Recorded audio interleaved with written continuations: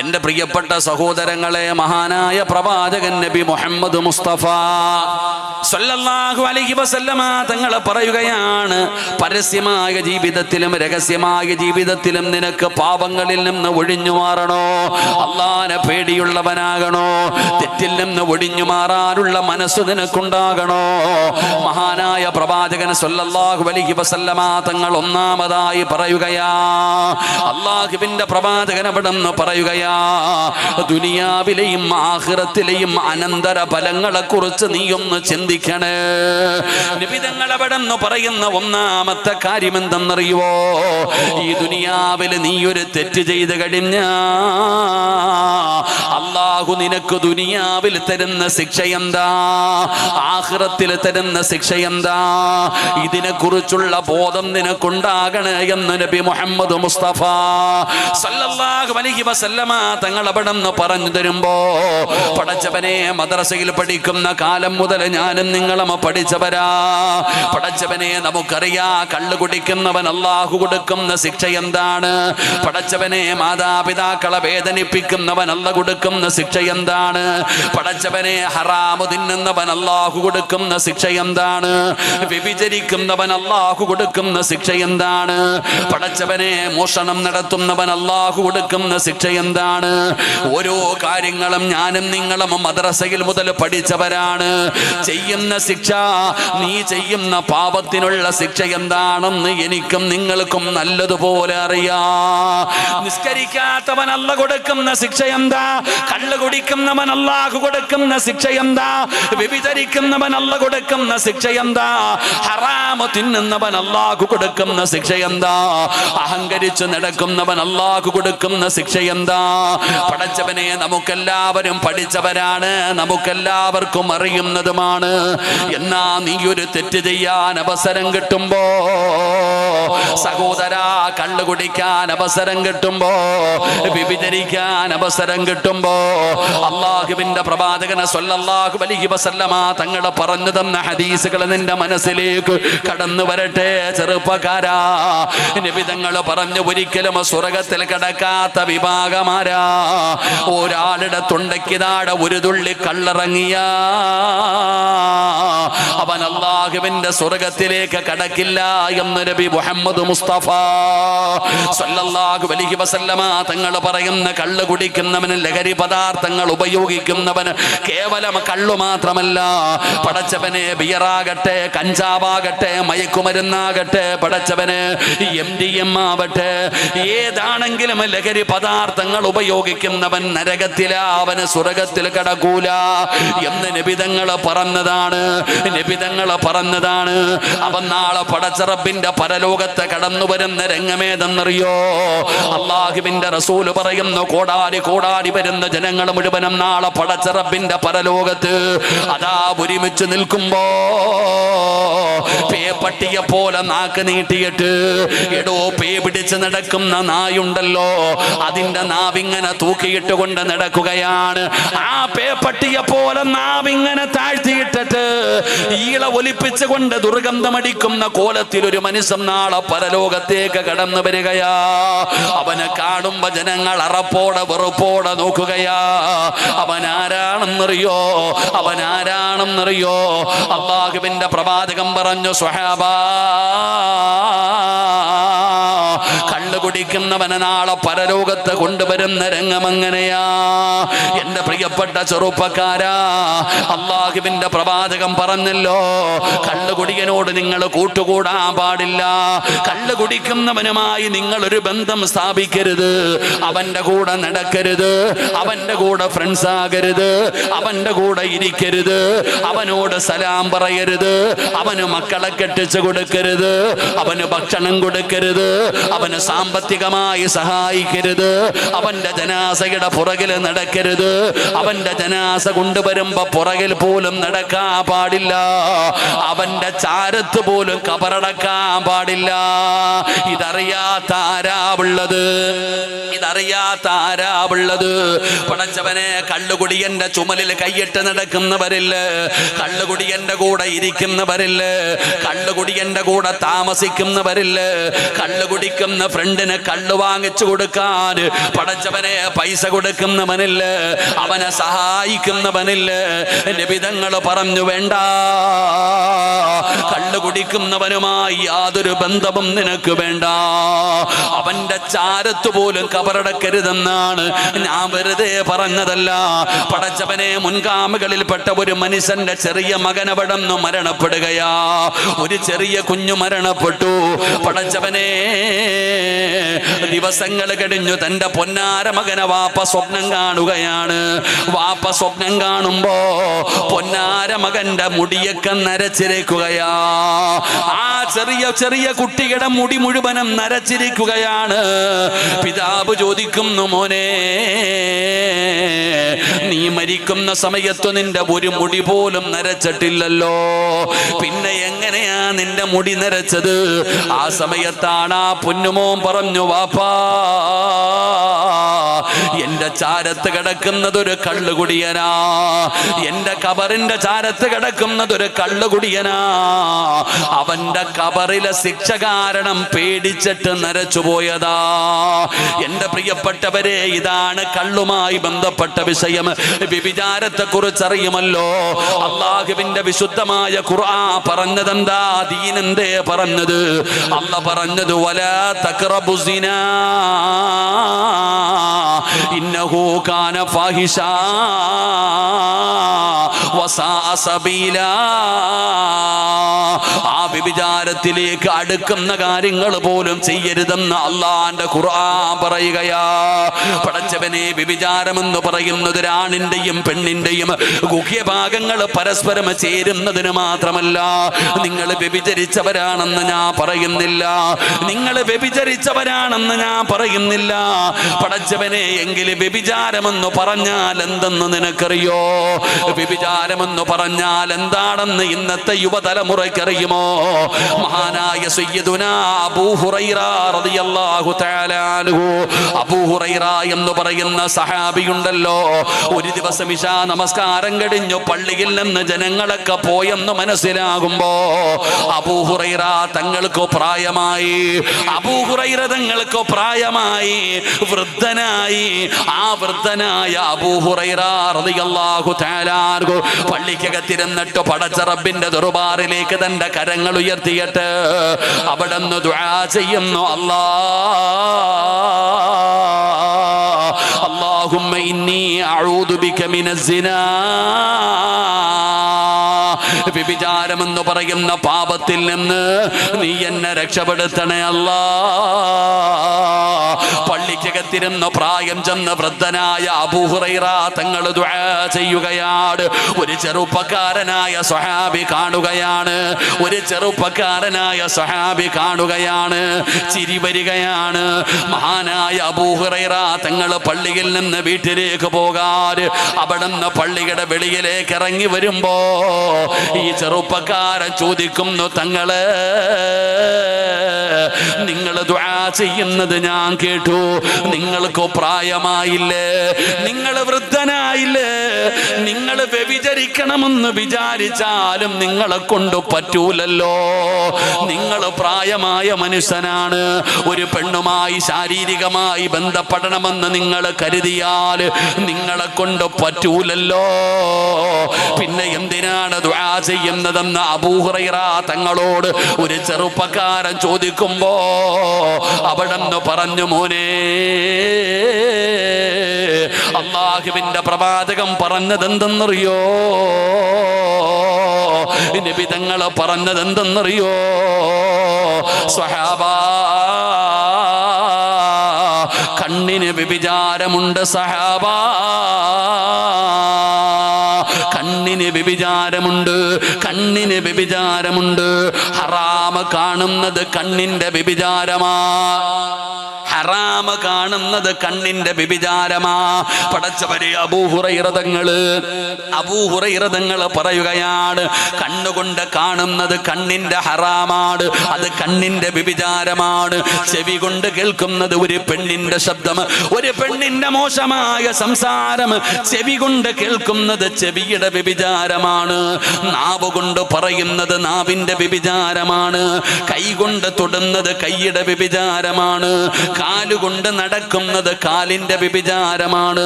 ഹൃദയം കൊണ്ട് ചിന്തിക്കുന്നത് ഹൃദയത്തിന്റെ വ്യഭിചാരമാണ്. പടച്ചവനെ, വ്യഭിചാരത്തിന്റെ ഏറ്റവും അവസാനത്തതാണ് ശാരീരികമായി ബന്ധപ്പെടുന്നത്. ശരീരത്തിന്റെ ഓരോ അവയവങ്ങൾക്കും വ്യഭിചാരമുണ്ടെന്നാണ്.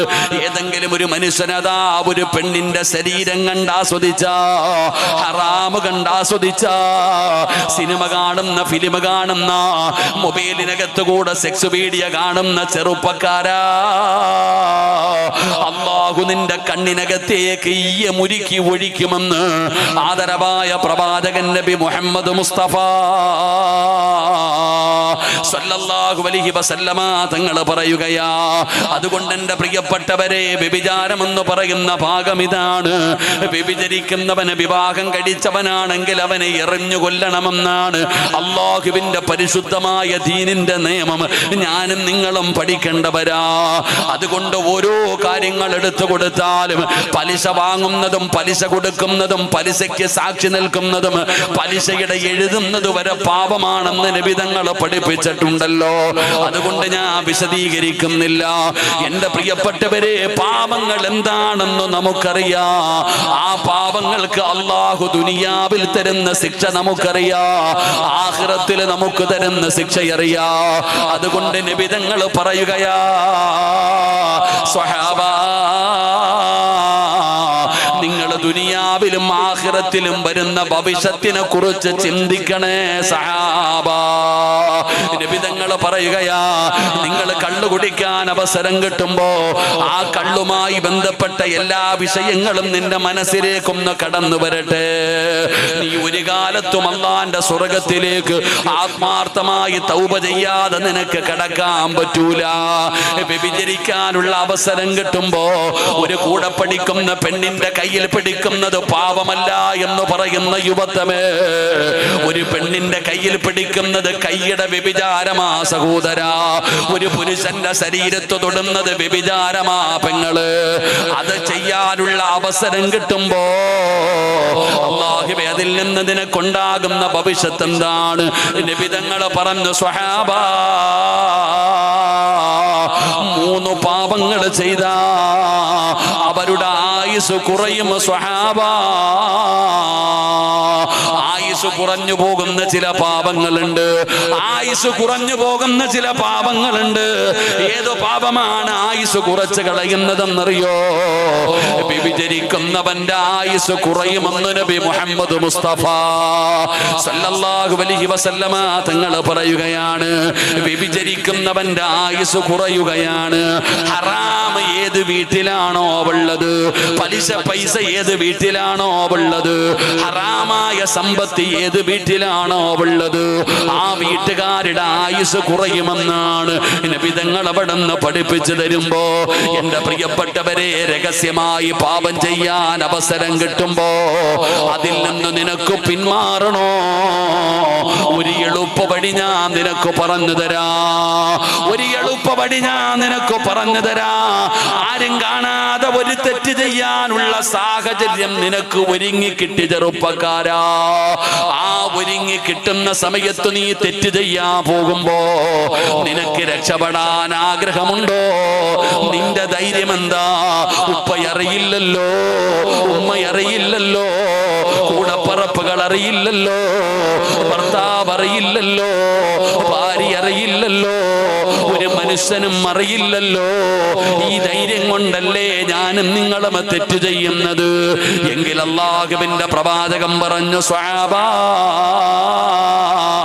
നീ നിന്റെ വീടിനകത്തിരുന്ന് രഹസ്യമായി ചെയ്താൽ, നീ നിന്റെ വീടിന്റെ ബെഡ്റൂമിനകത്തിരുന്ന് രഹസ്യമായി ചെയ്താൽ, ഈ ലോകത്തിന്റെ ഏത് മൂലയിൽ പോയിരുന്നിട്ട് നീ രഹസ്യമായി ചെയ്താലും അല്ലാഹു നിനക്ക് തരുന്ന ശിക്ഷ എന്തെന്നറിയുവോ? അല്ലാഹുവിന്റെ റസൂൽ പറഞ്ഞു, സ്വഹാബാ, ഈമാനുള്ളവരുണ്ടല്ലോ, സത്യവിശ്വാസികളുണ്ടല്ലോ, അല്ലാഹുവിനെ ഭയന്ന് ജീവിക്കുന്നവരുടെ ഹൃദയത്തില് അല്ലാഹു നിന്നോട് ഒരു വെറുപ്പ് തരുമെന്ന് ആദരവായ പ്രവാചകൻ നബി മുഹമ്മദ് മുസ്തഫ സല്ലല്ലാഹു അലൈഹി വസല്ലം തങ്ങൾ, ഞാൻ ഒരു തെറ്റ് ചെയ്തു, നിങ്ങൾ ആരും അറിഞ്ഞില്ല, ഒരു മനുഷ്യനും അറിഞ്ഞില്ല ഞാൻ തെറ്റ് ചെയ്തത്, ഞാൻ ഇങ്ങനെ നടക്കുകയാ എങ്കിൽ അല്ലാഹു എനിക്ക് ദുനിയാവിൽ തരുന്ന ഒന്നാമത്തെ ശിക്ഷ, ഈമാനുള്ള സത്യവിശ്വാസികളായ അല്ലാഹുവിനെ ഇഷ്ടപ്പെട്ട് നടക്കുന്ന ആൾക്കാരുടെ ഹൃദയത്തിൽ എന്നോട് വെറുപ്പ് തരുമെന്ന് നബിയുനാ റസൂലുള്ളാഹി. ചില ഹാജിയാക്കന്മാര് ചോദിക്കുന്നില്ലേ, എനിക്ക് എല്ലാം ഉണ്ട്, എന്തേടാ എന്നെ ആരും ബഹുമാനിക്കാത്ത, എനിക്ക് സ്ഥാനം തരാത്ത, ചോദിക്കുന്നില്ലേ? ഇവിടെ രഹസ്യമായി ഒരു മനുഷ്യൻ തെറ്റ് ചെയ്തു കഴിഞ്ഞാൽ പള്ളിയിലെ ഖത്തീബ്, നിങ്ങളുടെ നാട്ടിലെ ഖാദിയല്ലേ, ഉസ്താദ് എന്തേ എനിക്കൊരു സ്ഥാനം തരാത്ത, ഞാൻ ജുബ്ബയും തൊപ്പിയും ഇട്ട് നടക്കുന്നവനാണല്ലോ, രഹസ്യമായി പാപം ചെയ്യുന്നുണ്ടോ? ഈ നാട്ടിലെ കാരണവന്മാർ, ഹാജിയാക്കന്മാർ നിങ്ങളൊക്കെ ആദരിക്കുകയും ബഹുമാനിക്കുകയും നിങ്ങൾ നല്ലവരാണെന്ന് പറയുന്നവരുടെ ഹൃദയത്തിനകത്ത് അല്ലാഹു നിന്നോട് വെറുപ്പ് തരും. അല്ലാഹു നമ്മളെ കാത്തിരക്ഷിക്കുമാറാകട്ടെ. ഉറക്കപ്പുറം അല്ലാഹു നമ്മളെ കാത്തിരക്ഷിക്കുമാറാകട്ടെ. നമ്മൾ ആരും അറിയാതെ ചെയ്തതാ, നമ്മൾ ആരും അറിയാതെ ചെയ്തതാ. അപ്പൊ അല്ലാഹു തരുന്ന ശിക്ഷ, ഈമാനുള്ളവരുടെ ഹൃദയത്തിൽ നിന്നോട് അകൽച്ച തരും. 2, നിന്റെ മുഖത്ത് നോക്കിയാൽ തന്നെ അറിയാം. ഈമാനുള്ളവർക്ക് നിന്റെ മുഖത്ത് നോക്കിയാൽ തന്നെ അറിയാം, ആ ഈമാനിന്റെ പ്രകാശം നിന്റെ മുഖത്ത് നിന്ന് നഷ്ടപ്പെടുകയാണ്. അല്ലെങ്കിൽ നോക്കടാ ചെറുപ്പക്കാരാ, എന്റെ പ്രിയപ്പെട്ട ചെറുപ്പക്കാരോട് ഞാൻ പറയുന്നു, നിങ്ങൾക്കൊന്ന് പരീക്ഷിക്കണോ? നിങ്ങൾക്കൊന്ന് പരിശോധിക്കാൻ ആഗ്രഹമുണ്ടോ? സുബഹി നമസ്കരിക്കാത്ത ദിവസം നീ കണ്ണാടിയിൽ ചെന്ന് നോക്ക്, സുബഹി നമസ്കരിച്ച ദിവസവും നീ ഒന്ന് നോക്ക്. 2 ദിവസവും നിന്റെ മുഖത്ത് കാണുമ്പോൾ ആ മുഖത്ത് കാണുന്ന പ്രകാശത്തിനൊരു വ്യത്യാസമുണ്ട്. നബി തങ്ങൾ പറഞ്ഞു, സ്വഹാബാ, സുബഹി നമസ്കരിക്കാത്തവന്റെ മുഖത്ത് ഈമാനിന്റെ പ്രകാശം ഉണ്ടാകില്ല എന്ന് നബി മുഹമ്മദ് മുസ്തഫ സല്ലല്ലാഹു അലൈഹി വസല്ലമ തങ്ങൾ പറയുകയാ. അതുകൊണ്ട് പടച്ച റബ്ബേ, രഹസ്യമായി തെറ്റ് ചെയ്യാൻ അവസരം കിട്ടുമ്പോ ഓർമ്മ വരേണ്ട 2ാമത്തെ കാര്യം, നിന്റെ മുഖത്ത് നോക്കിയാൽ തന്നെ ആലിമീങ്ങൾക്കറിയാം, സയ്യിദന്മാർക്കറിയാം, മഹാന്മാർക്കറിയാം, ഈമാനുള്ളവർക്കറിയാം, പടച്ചവനെ നിന്റെ മുഖത്ത് തന്നെ ഈമാനിന്റെ പ്രകാശം നഷ്ടപ്പെടുകയാണ്. നബി തങ്ങൾ പറഞ്ഞു, 3, അല്ലാഹു നിന്റെ ജീവിതത്തിൽ ഇടുക്കം തരികയാ. സമാധാനമില്ല, സന്തോഷമില്ല, എല്ലാം നിനക്കുണ്ട്, പണമുണ്ട്, കാറുണ്ട്, വീടുണ്ട്, തിന്നാനുണ്ട്, ധരിക്കാനുണ്ട്, അല്ലാഹു നിനക്കെല്ലാം തന്നിട്ടുണ്ട്. പക്ഷേ ജീവിതത്തിൽ ബറക്കത്ത് മാത്രമില്ലല്ലോ സഹോദരാ, ജീവിതത്തിൽ ബറക്കത്ത് മാത്രമില്ല, നിന്റെ ആരോഗ്യം നഷ്ടപ്പെടുകയാണ്, നിന്റെ ആയുസ് കുറയുകയാണ്. തെറ്റ് ചെയ്യുന്നതിലൂടെ ഈ ദുനിയാവിൽ വരാൻ പോകുന്ന ഭവിഷ്യത്തിനെ കുറിച്ചാ പറഞ്ഞു തന്നത്. അല്ലാഹുവേ, നിന്റെ ഈ മാനസികമായി നീ തകരുകയാണ്, നിന്റെ ജീവിതം തന്നെ തകർന്നു പോവുകയാണ്. ആരുമറിയാതെ വീടിനകത്തിരുന്ന് ചെയ്യാൻ അവസരം കിട്ടുമ്പോ ആ പാപം ചെയ്യാൻ നിന്റെ മനസ്സ് നിന്നോട് പറയുമ്പോ നിനക്ക് ഓർമ്മ വേണം, പടച്ചവനെ, എന്റെ ഉമ്മ അറിഞ്ഞില്ലെങ്കിലും വാപ്പ അറിഞ്ഞില്ലെങ്കിലും ഈമാനുള്ളവർ ഞാൻ ചെയ്ത പാപത്തെ കുറിച്ച് അറിയുന്നുണ്ട്. എന്റെ മുഖത്ത് ഈമാനിന്റെ പ്രകാശം നഷ്ടപ്പെടുകയാണ്, എന്റെ ജീവിതം ഇടുക്കമാവുകയാണ്, എന്റെ ജീവിതം ഇടുക്കമാവുകയാണ്. എല്ലാ വഴിയിലും നിന്ന് അല്ലാഹു ബറക്കത്തെടുത്ത് കളയുകയാണ്. പടച്ച റബ്ബേ, സമാധാനമുള്ള ഒരു ജീവിതം എനിക്ക് ലഭിക്കൂല. ഈ ചിന്തയാണ് എനിക്കും നിങ്ങൾക്കും കടന്നു വരേണ്ടത്. ഇത് രഹസ്യമായി പാപം ചെയ്യുമ്പോൾ അല്ലാഹു തരുന്ന ഒരു ശിക്ഷയാണെന്ന് നബി തങ്ങൾ അവിടുന്ന് പഠിപ്പിക്കുമ്പോ, എന്റെ പ്രിയപ്പെട്ട ചെറുപ്പക്കാരാ, നിസാരമായി കാണല്ലേ, നിസാരമായി കാണല്ലേ. വഴുത് കേൾക്കുന്ന പെങ്ങളോട്, പെങ്ങളെ ഫിലിം കാണുന്നത് വല്ലാത്ത ഇഷ്ടമാണല്ലോ. ഇന്നാണും പെണ്ണിന്റെയും കയ്യിലും മൊബൈലാണ്. എല്ലാ മൊബൈലുകളിലും സിനിമകളാണ്. വൃത്തികെട്ട സിനിമകൾ, ഔറത്ത് കാണുന്ന സിനിമകൾ, അതാ ഹറാമുകൾ കാണുന്ന കണ്ണുകളുണ്ടല്ലോ. നമ്മൾ ചോദിക്കും, ഉസ്താദേ ഇതൊക്കെ ഒരു പാവമാണോ? ഇതൊക്കെ ഒരു പാവമാണോ? സിനിമ കാണുന്നത് പാവമാണോ? സീരിയൽ കാണുന്നത് പാവമാണോ? ഇതൊക്കെ ഇപ്പൊ നടക്കണ കാര്യമാണോ? ഞങ്ങളാരും വ്യഭിചരിക്കാറില്ല. ഇപ്പൊ സിനിമയും ഫിലിമും ഔറത്തൊക്കെ തുറന്നിട്ടുകൊണ്ട് നടക്കുന്ന നമ്മളൊക്കെ പലരും കാണാറുണ്ട്. അതൊക്കെ വലിയ പാവമാണോ എന്നാണ് നമ്മൾ ചിന്തിക്കുന്നത്. അള്ളാഹു നമ്മളെ കാത്തിരക്ഷിക്കുമാറാകട്ടെ. അള്ളാഹു നമ്മളെ കാത്തിരക്ഷിക്കുമാറാകട്ടെ. സിനിമയൊക്കെ എല്ലാവരുടെ വീട്ടിലും ടി വി ഇല്ലേ? എല്ലാവരുടെ വീട്ടിലും ടി വി ഇല്ലേ? എന്താ മിണ്ടാതിരിക്കണേ? പാവാണോ? സിനിമയും സീരിയലൊക്കെ കാണുന്നത്. ഇവിടെ സീരിയലൊക്കെ ഉണ്ടോ ഉസ്താദ്? ഞങ്ങളുടെ മലയാളികളൊക്കെ പറയല്ലോ, എല്ലാം ഉണ്ടോ? എല്ലാം അല്ലേ? കാണാറുണ്ടോ? എന്താ ഇതിന്റെ പാപം? എന്താ ഇതിന്റെ ശിക്ഷ? എന്താ? ഇപ്പൊ നമ്മൾ വാർത്ത കണ്ടുകൊണ്ടിരിക്കുന്നു, ഇടയിലൊരു പരസ്യം വരുന്നു, ഒരു പെണ്ണ് ഇത്രയുള്ള ഇട്ടിട്ട് വന്നു. ഇതൊക്കെ പാവമാണെന്നല്ലേ ഇരിക്കുന്നത്? ഇതൊക്കെ നിങ്ങൾ സിറാജ് നീയൊക്കെ പറയണ പോലെ ജീവിക്കാൻ പറ്റുമോ? ഞാൻ നിങ്ങൾക്കൊരു ചരിത്രം പറഞ്ഞു തരട്ടെ. പറഞ്ഞു തരാം. ഒരു വലിയ ആരിഫായ ഒരു മഹാൻ അള്ളാഹുവിന്റെ പരിശുദ്ധമായ കഅബാലയം ഇങ്ങനെ തവാഫ് ചെയ്യുകയാ. അള്ളാഹു ചെന്ന് തവാഫ് ചെയ്യാൻ ഭാഗ്യം തരുമാറാകട്ടെ. ആമീൻ പറ. അള്ളാഹു ഹജ്ജും ഉംറയും സിയാറത്തും ചെയ്യാൻ ഭാഗ്യം തരുമാറാകട്ടെ. ഞാനിപ്പോൾ പോയിട്ട് വന്നതേ ഉള്ളൂ. ശരീരമൊക്കെ നല്ല വേദന. ഹജറുൽ അസ്വദ് മുത്താൻ പോയപ്പം കിട്ടിയ ഇടിയുടെ വേദന ഇപ്പോഴാണ് മനസ്സിലാകണേ. അള്ളാഹു ആരോഗ്യം നൽകി അനുഗ്രഹിക്കുമാറാകട്ടെ. ഞാൻ ഉംറയ്ക്ക് പോയതൊക്കെ നിങ്ങൾ അറിഞ്ഞില്ലേ? ഇലക്ഷൻ നടക്കുന്ന സമയത്ത് 400 പേരെയും കൊണ്ട് ഞാൻ പോയെന്നാ പറഞ്ഞ. എവിടെ? ഊട്ടിയില്ല. മൊബൈലിലൊക്കെ ഇങ്ങനെ 400 പേര്. സത്യം പറഞ്ഞ ചുമ്മാതാടാ, ഞാൻ 400 പേരെയൊന്നും കൊണ്ടുപോയില്ല. ആൾക്കാർ എഴുതിയിടുമ്പോൾ പലതും എഴുതിയിടുന്നുണ്ട്. അള്ളാഹു ചെന്ന് ഹജ്ജും ഉംറയും ചെയ്യാൻ ഭാഗ്യം തരുമാറാകട്ടെ. അടുത്ത വർഷം ഹജ്ജിന് പോകണമെന്ന് എനിക്ക് ആഗ്രഹമുണ്ട്. അള്ളാഹു എൻ്റെ ആഗ്രഹം സാധിപ്പിച്ചു തരുമാറാകട്ടെ. ആമീൻ പറ. നിങ്ങൾക്ക് ആർക്കെങ്കിലും പോണോ?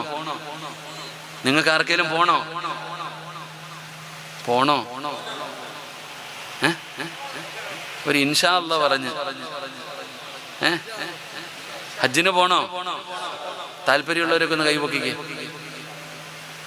എല്ലാവർക്കും ആഗ്രഹമുണ്ട്. ഞാൻ ഒരു വട്ടം ഹജ്ജിന് പോയതാ. അള്ളാഹു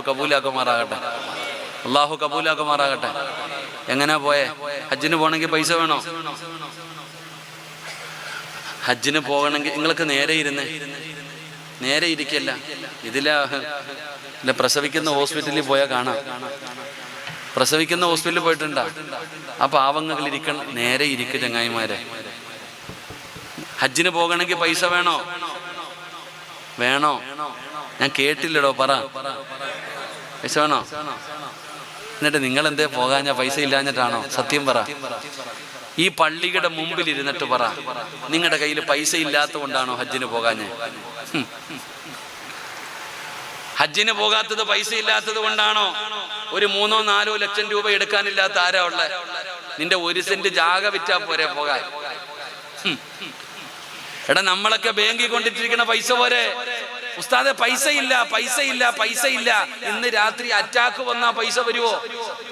ഇന്ന് രാത്രി ഒരു അറ്റാക്ക് വന്നു. അള്ളാഹു കാക്കുമാറാകട്ടെ. മംഗലാപുരത്തുള്ള ഏറ്റവും നല്ല ഹോസ്പിറ്റലിൽ കൊണ്ടുപോയപ്പോൾ ഡോക്ടർ പറഞ്ഞു സർജറി ചെയ്യണം, 4 ലക്ഷം വേണം. എങ്ങനെ മരം കുലുക്കിയിട്ടുണ്ടാക്കോ? പൈസ ഉണ്ടാവും. അപ്പോ ഇവിടെ നമുക്ക് അള്ളാഹു സമ്പത്ത് തന്നിട്ടുണ്ട്. നമ്മൾ പലരും പോയിട്ടില്ല.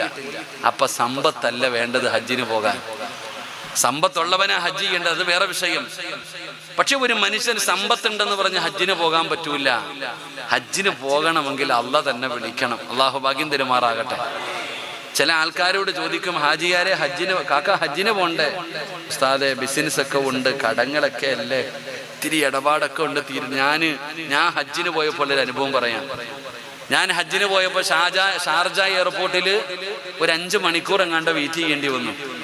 ഞാൻ ഇങ്ങനെ ഇരിക്കുമ്പോൾ ഒരു മലയാളിയായ സഹോദരനെ ഞാൻ കണ്ടു. അദ്ദേഹം ഇങ്ങനെ സംസാരിക്കുമ്പോൾ ഞാൻ ചോദിച്ചു, എന്താ ജോലി? ഉസ്താദെ ഞാൻ സൗദിയിലാണ് ജോലി. എത്ര കൊല്ലമായി? 17 കൊല്ലമായി. എന്താ ജോലി? എന്താപ്പാ? ഞാൻ ചോദിച്ചു, നിങ്ങൾ ഹജ്ജിനൊന്നും പോയിട്ടില്ലേ? അദ്ദേഹത്തിനോട് ഞാൻ ചോദിച്ചു, നിങ്ങൾ എന്താ ഉസ്താദ്? ഒരു 3-4 സൂപ്പർ മാർക്കറ്റ് ഉണ്ട്. പാവപ്പെട്ടവനാ. ഒരു 4 സൂപ്പർ മാർക്കറ്റ് ഉണ്ട് കണ്ട് അദ്ദേഹത്തോട് ഞാൻ ചോദിച്ചു, 17 കൊല്ലമായിട്ട് സൗദി കിടക്കുന്ന നിങ്ങൾ ഹജ്ജിന് പോയില്ലേ എന്ന്. ഞാൻ പോയില്ല ഉസ്താദെ. ഞാൻ ചോദിച്ചു, എന്തേന്ന്? ഉസ്താദെ ഞാൻ പോയി കഴിഞ്ഞാൽ കച്ചവടമൊക്കെ ആര് നോക്കുമെന്ന്. അള്ളാഹു കാത്തിരക്ഷിക്കുമാറാകട്ടെ. എടാ 17 കൊല്ലം സൗദി അറേബ്യയിൽ ജോലി ചെയ്തിട്ട് ആ മനുഷ്യൻ അള്ളാന്റെ കഅബയിലെത്തി പോകാൻ പറ്റിയിട്ടില്ല. പൈസ ഇല്ലാഞ്ഞിട്ടാണോ? ഞാൻ അദ്ദേഹത്തോട്, ഞാൻ സാധാരണ ഹജ്ജിന് പോകുമ്പോ എല്ലാവരോടും പൊരുത്തം ചോദിക്കണോ? എല്ലാവരും പൊരുത്തം ചോദിക്കണ്ടേ? പക്ഷെ ഞാൻ അദ്ദേഹത്തോട് മാത്രം പൊരുത്തം ചോദിച്ചില്ല. എനിക്ക് ഇദ്ദേഹത്തിന്റെ മറുപടി കേട്ടപ്പോ ഞാൻ തിരിച്ചൊറ്റ ചോദ്യമേ ചോദിച്ചുള്ളൂ, നിങ്ങൾ മരിച്ചുപോയ ഈ കടകളൊക്കെ ആര് നോക്കൂന്ന് ചോദിച്ചു. അയാൾ എന്നെ തല്ലിയില്ല, എഴുന്നേറ്റ് പോയി. ഞാൻ പറഞ്ഞു വന്നത്, പൈസ ഉണ്ടെന്ന് പറഞ്ഞ് ഹജ്ജിന് പോകാൻ പറ്റൂല. ചില ആൾക്കാരോട് ചോദിക്കുമ്പോൾ അവര് തടസ്സങ്ങൾ ആദ്യം പറയും. എന്നാൽ ഈ നാട്ടിലെ ഏറ്റവും പാവപ്പെട്ടവനായ ഒരു വാപ്പയോട് ഉസ്താദ് ചോദിക്കുന്നു, ഹബീബെ നിങ്ങൾക്ക് ഹജ്ജിന് പോകണ്ടേ, ഉംറയ്ക്ക് പോകണ്ടേ? ഉസ്താദെ, മരിക്കുന്നതിന് മുമ്പ് ഒരു വട്ടമെങ്കിലും പോകണം, ദുആ ചെയ്യണേ. പൈസ ഉണ്ടോ? വാടക വീട്ടിലാണ് കിടക്കണ ചങ്ങാതി. ഈ ഒരു മനസ്സാണ് നമുക്ക് വേണ്ടത്. അള്ളാഹു നൽകുമാറാകട്ടെ, അള്ളാഹു നൽകുമാറാകട്ടെ. ഞാനൊരു ദിക്റ് പറഞ്ഞു തരാം. ഈ ദിക്റ് നിങ്ങൾ എല്ലാ ദിവസവും പറഞ്ഞാൽ നിങ്ങൾ മരിക്കുന്നതിന് മുമ്പ് അള്ളാഹു നിങ്ങൾ അവിടെ കൊണ്ടുപോകും. അള്ളാഹു ഭാഗ്യം തരുമാറാകട്ടെ. ഞാനൊരു ദിക്റ് പറഞ്ഞിട്ട് പോയവനാ ഹജ്ജിന്. ഏത് പറഞ്ഞിട്ട് പോയവനാ? ഞാനൊരു ദിക്റ് പറഞ്ഞിട്ട്, ഞാനത് എനിക്ക് ഉസ്താദിന്റെ വഅദ് കേട്ടതാണ്. ഒരു ഉസ്താദിന്റെ വഅദ് കേട്ടതിന് ശേഷം, ഞാൻ ഉസ്താദ് ആരെന്ന് പറയുന്നില്ല, ഒരു ഉസ്താദിന്റെ പ്രഭാഷണം കേട്ടതാ. അന്നു മുതൽ ഞാൻ ആ ദിക്റ് പറയും. അള്ളാഹു എനിക്ക് പോകാൻ ഭാഗ്യം തന്നു. അള്ളാഹു ഇനിയും പോകാൻ ഭാഗ്യം തരുമാറാകട്ടെ. അള്ളാഹു ഇനിയും പോകാൻ ഭാഗ്യം തരുമാറാകട്ടെ. അപ്പൊ ഞാൻ പറഞ്ഞു വന്നത്, ആ ദിക്റ് പറഞ്ഞു തരട്ടെ? വേണോ? വേണോ? ഓ, വിശക്കുന്നവന് ഭക്ഷണം കൊടുത്തിട്ടേ കാര്യമുള്ളൂ. വിശപ്പില്ലാത്തവന് കൊടുത്തിട്ട് കാര്യമുണ്ടോ? വേണോ വേണ്ടേ? അവസാനം വരെ അവിടെ ഇരിക്കും, ലാസ്റ്റ് വരെ ഇരിക്കും. അള്ളാഹു നമുക്ക് ഭാഗ്യം തരുമാറാകട്ടെ. പരിശുദ്ധമായ കഅബാലയത്തിൽ ഇങ്ങനെ തവാഫ് ചെയ്യുകയാണ്.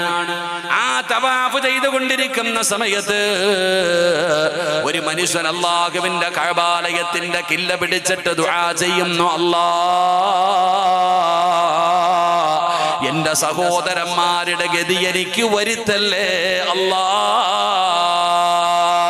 എന്റെ സഹോദരങ്ങളുടെ ഗതി എനിക്ക് വരുത്തല്ലേ അല്ലാ, എന്റെ ജ്യേഷ്ഠന്മാരുടെ അവസ്ഥ എനിക്ക് വരുത്തല്ലേ അല്ലാ. കഅബാലയത്തിന്റെ കില്ല പിടിച്ചുകൊണ്ടൊരു ചെറുപ്പക്കാരൻ, ഒരു സഹോദരൻ അവിടെ നിന്ന് ദുആ ചെയ്യുകയാണ്. റബ്ബേ, ആ ദുആ കേട്ടപ്പോൾ ആ മഹാന് വല്ലാത്ത അത്ഭുതമായി. അങ്ങനെ ആ ചെറുപ്പക്കാരൻ ഇങ്ങനെ ഇറങ്ങി വരുമ്പോ മതാബിന്റെ ഭാഗത്ത് ഇങ്ങനെ നോക്കി നിന്നു. ഈ മനുഷ്യന്റെ കയ്യിൽ പിടിച്ചിട്ട് ചോദിക്കുന്നു, മോനെ, എല്ലാവരും കഅബാലയത്തിന്റെ കില്ല പിടിച്ചുകൊണ്ട് സ്വർഗമാ ചോദിക്കുന്നത്, പല പല കാര്യങ്ങളാണ് ചോദിക്കുന്നത്. എന്നാ നീ ചോദിക്കുന്നത് ഒരേ ഒരു കാര്യമാണ്, അല്ലാ, എന്റെ ജ്യേഷ്ഠന്റെ അവസ്ഥ വരുത്തല്ലേ അല്ലാ. ചോദിച്ചു, നിന്റെ ജ്യേഷ്ഠന്മാർക്ക് എന്തേ സംഭവിച്ചത്? നിന്റെ ഇക്കമാർക്ക് എന്തേ സംഭവിച്ചത്? ആ സമയത്ത് ആ ചെറുപ്പക്കാരൻ പറഞ്ഞു, തങ്ങളെ,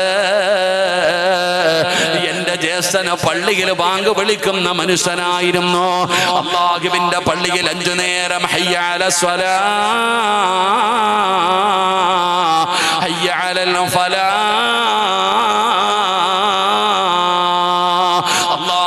പള്ളിയിൽ ബാങ്ക് വിളിക്കുന്ന മനുഷ്യനായിരുന്നു. ഒരുപാട് കൊല്ലത്തോളം ബാങ്ക് വിളിച്ചു. പടച്ചവനെ, ഒരുപാട് കൊല്ലം എന്റെ ജ്യേഷ്ഠനാണ് പള്ളിയിൽ ബാങ്ക് വിളിച്ചത്. എന്നാൽ എന്റെ ജ്യേഷ്ഠന്റെ മരണമെടുത്തപ്പോ, ജ്യേഷ്ഠന്റെ സക്കറാത്തിന്റെ അവസ്ഥയെടുത്തപ്പോ, പടച്ചവനെ, ഞാൻ അടുത്തേക്ക് ചെന്നു. മരിക്കാൻ കിടക്കുന്ന സമയത്ത് എന്റെ സഹോദരന്റെ ചാരത്തേക്ക് ഞാൻ ചെല്ലുമ്പോ എന്നോട് പറഞ്ഞു, ഖുർആൻ എടുത്തു തരാൻ, ഖുർആൻ എടുത്തു തരാൻ. ഞാൻ അവിടെ നിന്ന് ഖുർആൻ എടുത്തു കൊടുക്കുമ്പോ ഞാൻ ചിന്തിച്ചു, പടച്ചവനെ, ഖുർആൻ ഓതി മരിക്കാനായിരിക്കും തമ്പുരാന്. ഖുർആൻ എടുത്ത് കയ്യിലേക്ക് കൊടുക്കുമ്പോ എന്റെ ജ്യേഷ്ഠനത് വലിച്ചെറിയുകയാ. ഈമാനില്ലാതെ എന്റെ സഹോദരൻ മരിച്ചുപോയി. വർഷങ്ങളോളം അല്ലാഹുവിന്റെ പള്ളിയിൽ ബാങ്ക് വിളിച്ച എന്റെ ഇക്കയുണ്ടല്ലോ, ഈമാനില്ലാതെയാണ് മരിച്ചുപോയത്. ഈമാനില്ലാതെയാണ് മരിച്ചുപോയത്. പടച്ച റബ്ബേ, എന്റെ രണ്ടാമത്തെ ജ്യേഷ്ഠനാ പിന്നെ ബാങ്ക് വിളിച്ചത്. ആ ജ്യേഷ്ഠന്റെയും അവസാനം മോശമായിരുന്നു. എന്റെ രണ്ട് സഹോദരങ്ങളുടെയും ആഖിബത്ത് മോശമായിരുന്നു. അല്ലാ, ഇപ്പ പള്ളിയിൽ ബാങ്ക് വിളിക്കുന്നത് ഞാനാ. അതുകൊണ്ട് അല്ലാ, എന്റെ ആഖിബത്ത് മോശമാക്കല്ലേ അല്ലാ. അതുകൊണ്ടാണ് കഅബാലയത്തിന്റെ കില്ല പിടിച്ചുകൊണ്ട് ഞാൻ ദുആ ചെയ്യുന്നതെന്ന് പറയുമ്പോ ആ മഹാൻ അവിടെന്ന് ചോദിച്ചു, മോനെ, നിന്റെ ഇക്കമാരുടെ സ്വഭാവം എന്തായിരുന്നു? അവര് നിസ്കരിക്കുന്നവരായിരുന്നു, അവര് ഖുർആൻ ഓതുന്നവരായിരുന്നു, അവര് നന്മകൾ ചെയ്യുന്നവരായിരുന്നു, അവർ അല്ലാഹുവേ ഒരുപാട് നന്മകൾ ചെയ്യുന്നവരായിരുന്നു. എന്നിട്ടും എന്ത് അവരുടെ അവസാനം മോശമായി പോകാനുള്ള കാരണം എന്താ? ഒരുപാട് നന്മ ചെയ്യുന്നവരായിരുന്നു, എന്നിട്ടും അവർ രണ്ടുപേരുടെയും ആഖിബത്ത് മോശമാകാനുള്ള കാരണം എന്താ? ആ ചെറുപ്പക്കാരൻ പറഞ്ഞു, തങ്ങളെ, മഹാനവറുകൾ ചോദിച്ചു, നിന്റെ ഇക്കമാർക്ക് എന്തെങ്കിലും ഒരു മോശമായ സ്വഭാവമുണ്ടോ? നിന്റെ ജ്യേഷ്ഠന്മാര് എന്തെങ്കിലും ഒരു പാപം ചെയ്യുമായിരുന്നോ? ആ സമയത്താണ് ആ ചെറുപ്പക്കാരൻ പറയുന്നത്, എന്റെ ഇക്കമാർക്ക് ഒരേ ഒരു ദുസ്വഭാവം ഉണ്ടായിരുന്നു. അവര് കള്ള് കുടിക്കൂല, അവര് പലിശ തിന്നൂല, അവര് വ്യഭിചരിക്കൂല, അവര് ഹറാമ് കഴിക്കൂല. പക്ഷേ അവര് ഒരേ ഒരു പാപം ചെയ്യുമായിരുന്നു. അവര് ചെയ്തിരുന്ന പാപം എന്തെന്നറിയോ? അന്യ പെണ്ണുങ്ങളുടെ ഔറത്ത് കാണുമായിരുന്നു തങ്ങളെ. അവര് ഹറാമ് കാണുന്നവരായിരുന്നു, അവര് ഹറാമ് കാണുന്നവരായിരുന്നു, അവരന്യ പെണ്ണുങ്ങളുടെ ഔറത്ത് കണ്ട് ആസ്വദിക്കുന്നവരായിരുന്നു. മഹാനവറുകൾ പറഞ്ഞു, അതുകൊണ്ടായിരിക്കാം അവരുടെ ആഖിബത്ത് മോശമായി പോയത്. സഹോദരാ, നിസാരമല്ല, പെങ്ങളെ, നിസാരമല്ല. ഈ കണ്ണുകൊണ്ട് കാണുന്നത് നിസാരമല്ല. നാളെ അല്ലാഹു നിന്റെ കണ്ണിലേക്ക് ഈയമുരുക്കി ഒഴിക്കുമെന്ന് നബി മുഹമ്മദ് മുസ്തഫ സല്ലല്ലാഹു അലൈഹി വസല്ലമ തങ്ങൾ പറയുമ്പോ, സഹോദരാ, രഹസ്യമായ ജീവിതത്തിൽ പാപം ചെയ്യാനുള്ള അവസരം ലഭിക്കുമ്പോ നിനക്ക് ഓർമ്മ വരേണ്ട ഒന്നാമത്തെ കാര്യം എന്താണ്? ഞാൻ വീടിനകത്തിരുന്ന് ചെയ്താലും അറിയേണ്ടവരറിയുമല്ലോ, എന്റെ ജീവിതം ഇടുക്കമാകുമല്ലോ, എന്റെ റിസ്കിലെ ബറക്കത്ത് നഷ്ടപ്പെടുമല്ലോ, എന്റെ ആരോഗ്യം നഷ്ടപ്പെടുമല്ലോ, പടച്ചവനെ, ഈമാൻ നഷ്ടപ്പെട്ടു പോകുമല്ലോ. അതുപോലെ തന്നെ നാളെ ആഖിറത്തിൽ കിട്ടുന്ന ശിക്ഷ എന്താ?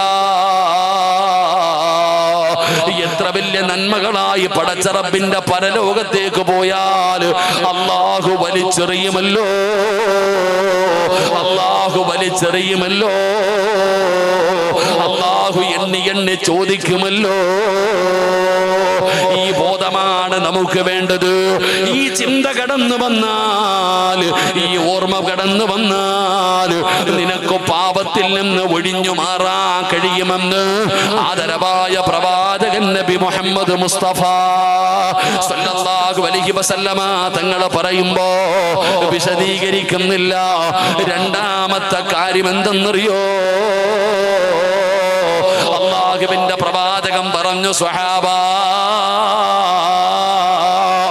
പാപം ചെയ്യാൻ അവസരം കിട്ടുമ്പോ നിനക്ക് ഓർമ്മ വരേണ്ട രണ്ടാമത്തെ കാര്യം എന്തെന്നറിയോ? അല്ലാഹു കാണുന്നുള്ള ഓർമ്മ വേണേ സഹാബാ.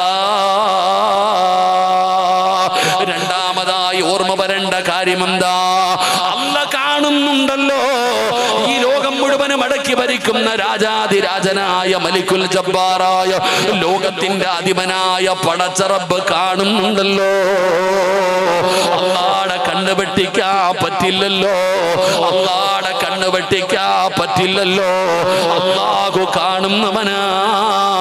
അല്ലാഹു ഹാദിരി, അല്ലാഹു നാദിരി, അല്ലാഹു ഷാഹിദി, അല്ലാഹു മഈൻ. അല്ലാഹു കാണുന്നവനാണ്, അല്ലാഹു കാണുന്നവനാണ്. ആര് കണ്ടില്ല കണ്ടില്ലെങ്കിലും അല്ലാഹു കാണുമല്ലോ. ഈ ബോധമാ ചെറുപ്പക്കാരാ വേണ്ടത്.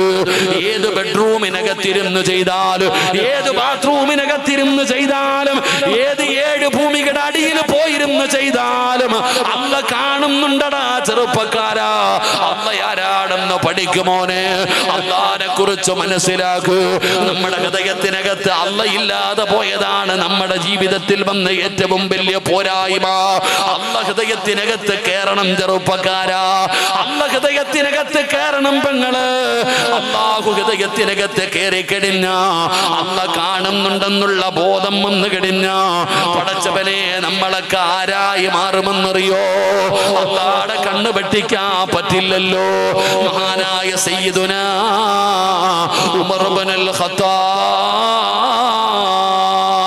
റളിയല്ലാഹു തആല അൻഹു. എന്റെ പ്രിയപ്പെട്ട പെങ്ങന്മാർക്ക് പഠിക്കാൻ ഞാനൊരു ചരിത്രം പറഞ്ഞു തരട്ടെ. അല്ല കാണുന്നുണ്ട് പെങ്ങള്. അല്ലാഹനെ മനസ്സിലാക്കു പെങ്ങള്. ഉമർ ഇബ്നുൽ ഖത്താബ് റളിയല്ലാഹു തആല അൻഹു രാജ്യം ഭരിക്കുമ്പോ രാത്രിയായാൽ വീടിന്റെ പുറത്തിറങ്ങുകയാണ്. പടച്ചവനെ ജനങ്ങളെ കുറിച്ച് മനസ്സിലാക്കാൻ, ജനങ്ങളെ കുറിച്ച് മനസ്സിലാക്കാൻ ഉമർ തങ്ങള് രാത്രിയിൽ ഇങ്ങനെ ഇറങ്ങി നടക്കുമ്പോ ഒരു വീടിനകത്ത് വല്ലാത്ത വഴക്ക് നടക്കുകയാ. ഒരു വീടിനകത്ത് ബഹളം കേൾക്കുകയാണ്. ഉമ്മയും മകളും കൂടെ തർക്കിക്കുകയാണ്. ഉമ്മയും മകളും കൂടെ തർക്കിക്കുകയാണ്. സയ്യിദുനാ ഉമർ ഇബ്നുൽ ഖത്താബ് റളിയല്ലാഹു തആല അൻഹു ആ വീടിന്റെ പരിസരത്ത് ചെല്ലുമ്പോ ഉമ്മ പറയുന്നു, മോളെ പാലിനകത്ത് വെള്ളം കലർത്തുമോള്, പാലിനകത്ത് വെള്ളം കലർത്തുമോള്. മകള് ഉമ്മയോട് പറയുന്ന, ഉമ്മ ഇത് പാപമാ ഉമ്മ, ഇത് പാപമാ ഉമ്മ. എത്ര പറഞ്ഞാലും ഞാൻ പാലിൽ വെള്ളം കലർത്തൂല ഉമ്മ.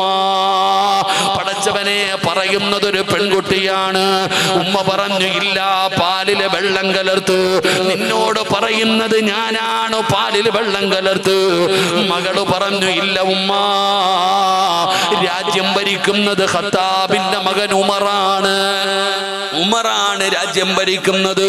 ഉമറങ്ങാണ് മറിഞ്ഞ നമ്മളെ പിടിച്ച വല്ലാത്ത ശിക്ഷയാണ്. ഉമ്മ പറഞ്ഞു, മോളെ ഉമർ വീടിനകത്ത് കിടന്ന് ഉറങ്ങുകയാ. ഉമർ വീടിനകത്ത് കിടന്ന് ഉറങ്ങുകയാ. ഈ വീടിനകത്ത് നീ പാലിനകത്ത് വെള്ളമൊഴിക്കുന്നത് ഉമർ എങ്ങനെ അറിയാനാ? ആ സമയത്ത് ആ പൊന്നുമോള് പറഞ്ഞ മറുപടി എന്തെന്നറിയോ? ഉമ്മാ, ഉമർ ഉറങ്ങുകയായിരിക്കാം, ഭരണാധികാരിയായ ഉമർ ഉറങ്ങുകയായിരിക്കാം, വെള്ളമൊഴിക്കുന്നത് ഉമർ അറിയില്ലായിരിക്കാം. പക്ഷേ അല്ല കാണുന്നുണ്ട് ഉമ്മ, അല്ല കാണുന്നുണ്ട് ഉമ്മ. അല്ലാഹുടെ കണ്ണ് വെട്ടിക്കാൻ കഴിയില്ലല്ലോ.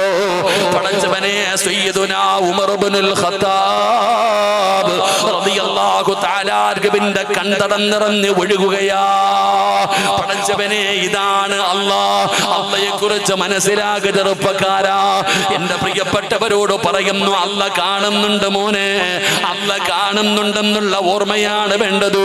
പടച്ചവനെ അല്ലാഹു നമ്മുടെ ഹൃദയത്തിനകത്ത് കയറിക്കഴിഞ്ഞാൽ, അല്ല നമ്മുടെ ഹൃദയത്തിനകത്ത് കയറിക്കഴിഞ്ഞാ, അല്ല കാണുന്നുണ്ടെന്നുള്ള ബോധം വന്നു കഴിഞ്ഞാ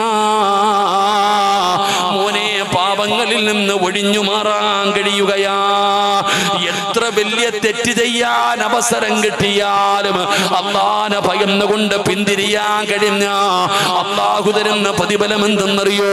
കള്ളുകുടിക്കാൻ സാഹചര്യമുണ്ടായി, വ്യഭിചരിക്കാൻ സാഹചര്യമുണ്ടായി, എല്ലാ വൃത്തികേടുകൾ ചെയ്യാൻ സാഹചര്യമുണ്ടായി. ആ സാഹചര്യം കിട്ടുമ്പോ അല്ലാഹുവിനെ ഭയന്നുകൊണ്ട് പിന്തിരിഞ്ഞ അല്ലാഹു തരുന്ന പ്രതിഫലം എന്തെന്നറിയോ? എടോ നിസ്കരിക്കുന്നവനൊരു സ്വർഗമുണ്ട്, ഹജ്ജ് ചെയ്തവനൊരു സ്വർഗമുണ്ട്, സദഖ കൊടുത്തവനൊരു സ്വർഗമുണ്ട്, പള്ളി കെട്ടിക്കൊടുത്തവന് സ്വർഗമുണ്ട്, ഖുർആൻ പഠിച്ചവന് സ്വർഗമുണ്ട്, നോമ്പ് പിടിച്ചവന് സ്വർഗമുണ്ട്.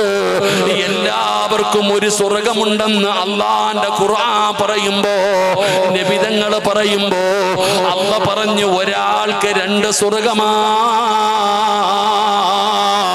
ഒരാൾക്ക് 2 സ്വർഗമാ.